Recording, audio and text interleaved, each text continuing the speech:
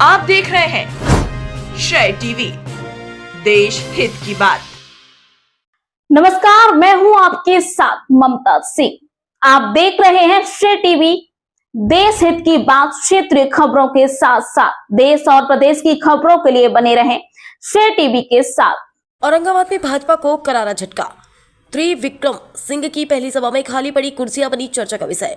बिहार विधानसभा चुनाव के बीच भारतीय जनता पार्टी को औरंगाबाद से करारा झटका लगता नजर आ रहा है। एनडीए गठबंधन की उम्मीदवार त्रिविक्रम नारायण सिंह की पहली चुनावी सभा में लोगों की भारी अनुपस्थिति चर्चा का विषय बनी रही। नामांकन के बाद अनुग्रह नारायण मेमोरियल कॉलेज में आयोजित इस रैली में उत्तर प्रदेश के उप मुख्यमंत्री केशव प्रसाद मौर्य और राज्यसभा सांसद रामनाथ ठाकुर पहुंचे थे। हालांकि दोनों नेताओं के मंच पर आने से पहले ही सभा स्थल पर काफी संख्या में कुर्सियां खाली दिखाई दे रही थी। मंच पर मौजूद भाजपा के स्थानीय और दिग्गज नेताओं की उपस्थिति के बावजूद भीड़ का अभाव साफ तौर पर पार्टी कार्यकर्ताओं की नाराजगी को दर्शा रहा था। खाली कुर्सी को देखकर डिप्टी सीएम केशव प्रसाद मौर्य और सांसद रामनाथ ठाकुर ने भी नाराजगी जताई। हालांकि उन्होंने माहौल संभालते हुए अपने संबोधन में प्रधानमंत्री नरेंद्र मोदी और मुख्यमंत्री नीतीश कुमार के नेतृत्व में हुए विकास कार्यों का जिक्र किया। उन्होंने जनता से अपील की कि बिहार में एक बार फिर एनडीए की सरकार बनाई जाए। सभा के अंत में मौर्य ने एनडीए प्रत्याशी त्रिविक्रम नारायण सिंह, डॉक्टर प्रकाश चंद्र को विजय की शुभकामनाएं दी और उन्हें विजय माला पहनाई। मगर भीड़ की कमी से भाजपा खेमे में हलचल मच गई है। श्रेय टीवी से सोनू तिवारी की खास रिपोर्ट। नहीं है क्या ये? तब तो जिम्मेदारी आप लोगों की और बढ़ जाती है। अगर मैं यहाँ आया हूँ और यहाँ पे आपने विपक्षी प्रत्याशियों की, महागठबंधन के प्रत्याशियों की जमानत जब्त कराने में कोई चूक कर दिया तो माननीय प्रधानमंत्री जी सोचेंगे केशव जी को यहाँ साफ प्रभारी बनाया, स्टार प्रचारक बनाया, उसका असर क्या हुआ? उसका असर दिखाई देगा कि नहीं दिखाई देगा? दोनों हाथ उड़ा दिखाई देगा ना। तो मैं आप सबसे यही अपील करने के लिए आया हूँ कि आने वाली 11 तारीख को आपके यहाँ पर मतदान है और 11 तारीख को मतदान के बाद फिर एक बार बिहार में एनडीए की सरकार बनेगी। माननीय श्री नरेंद्र मोदी जी के हाथों को मजबूत बनाने के लिए श्री नीतीश कुमार जी के नेतृत्व में जो बिहार में नया युग आया है, उसे विकसित बिहार बनाने के लिए विकसित भारत की तर्ज पर अपना आशीर्वाद बढ़ चढ़ करके देने का काम आप सब करोगे, ऐसा मेरा विश्वास है। और आप सब से मैं पूछना भी चाहता हूं, क्या बिहार में फिर से कोई जंगल राज की वापसी चाहता है क्या? दोनों हाथ में बताइए, चाहता है क्या? यहाँ पे जंगल राज नहीं चाहिए, यहाँ भ्रष्टाचार करने वाले नहीं चाहिए, यहाँ गुंडागर्दी करने वाले नहीं चाहिए, यहाँ पर माफियाओं की ताकत बढ़नी नहीं चाहिए। मैं आप सब लोगों से यही कहने के लिए आया हूं कि यह 2025 का जो चुनाव है तो बिहार विधानसभा का चुनाव, लेकिन पूरे हिंदुस्तान की नजर इस समय बिहार के विधानसभा चुनाव में लगी है। आने वाली 11 तारीख को ये जो महागठबंधन बना करके घूम रहे हैं, इनका लक्ष्य क्या है? इनका लक्ष्य अपने परिवार का भला करना है। माननीय मोदी जी का और नीतीश जी का लक्ष्य क्या है? सबका साथ सबका विकास। और इन विरोधियों को, महागठबंधन वालों का लक्ष्य है कुछ का साथ परिवार का विकास, कुछ का साथ गुंडों का विकास, कुछ का साथ माफियाओं का विकास। मैं 2025 फिर से नीतीश जी और 225 की बात यहाँ पूरे बिहार में चल रही है, लेकिन मेरा नारा 100 में से 60% वोट हमारा है, 40% में बंटवारा है और बंटवारे में भी हमारा है। क्यों हमारा है? आप कहेंगे 40 में क्यों है? क्योंकि हमने सबका साथ सबका विकास किया है, कोई भेदभाव नहीं किया। ये भ्रष्टाचार करने वाले जो मुखौटा लगा करके आए हैं, उनसे सावधान रहना। माहौल अच्छा है, ये भी मैं भी जानता हूं, लेकिन जोश में होश मत खोना। हमारा बूथ सबसे मजबूत रहना चाहिए। जिस बूथ से भी आप आए, जहां से यहाँ पर नहीं आए, आकर के चले गए देरी होने के कारण, उन तक संदेश पहुंचाइए। प्रत्याशी के रूप में यहाँ ये मत समझना कि यहाँ प्रत्याशी केवल जो चुनाव लड़ रहा है वो प्रत्याशी, यहाँ सब लोग। आपको अपने बूथ को मजबूती के साथ खड़ा करने का काम करना।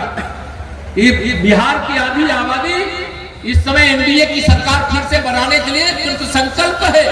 उसने एकदम तय कर लिया है कि हम 2025 में फिर से नीतीश जी के नेतृत्व में बिहार में सरकार बनाने का काम करेंगे और एनडीए को मजबूत करने का काम करेंगे। देश तेजी से आगे बढ़ रहा है। हम विश्व की इस समय चौथी अर्थव्यवस्था, हम तीसरी अर्थव्यवस्था बनने की ओर आगे बढ़ रहे हैं। भारत आज विश्व का सबसे शक्तिशाली देश बनने हर क्षेत्र में आगे बढ़े और हर क्षेत्र में आगे बढ़ेंगे। गरीब के कल्याण के लिए दिल्ली सरकार का खजाना भी, पटना की सरकार का खजाना भी खुला हुआ। युवाओं के उज्जवल भविष्य के लिए कोई कमी नहीं छोड़ी जा रही। महिलाओं के सशक्तिकरण के लिए बड़े बड़े कदम उठाए गए। बुजुर्गों के सम्मान के लिए पेंशन तक की राशि बिहार में बढ़ाई गई। हर घर में 125 यूनिट बिजली फ्री देने का मुझे बताया गया।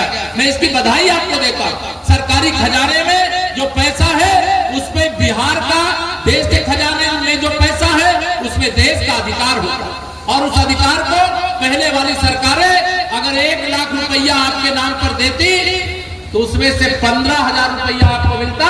85,000 उनकी पार्टी के भ्रष्टाचारी नेताओं की तिजोरी में चला जाता।